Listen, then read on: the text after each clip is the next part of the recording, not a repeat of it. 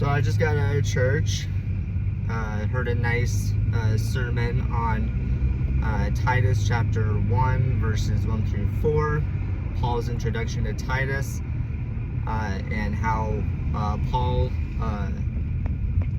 his main mission is to share the gospel with people, where salvation is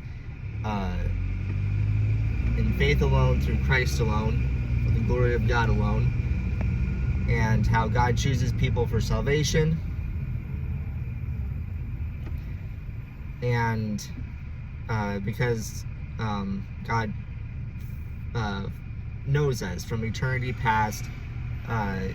He knew us before we were in the womb, and so He ultimately decides who will come to Him in salvation and faith. And just talking about the theological tension on the doctrine of election of God's chosen people, and talking about unlimited atonement, how the pastor described it as not limited, because God's atonement was for everyone,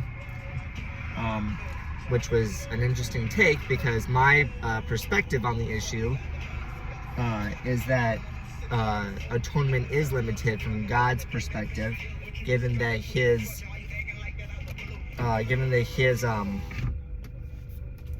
God's perspective is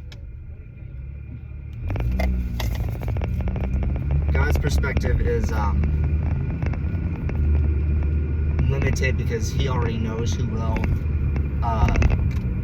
come to faith in Christ, whereas our perspective in the balance of time is unlimited because anyone can come. But the primary point of the sermon was that we are often so busy with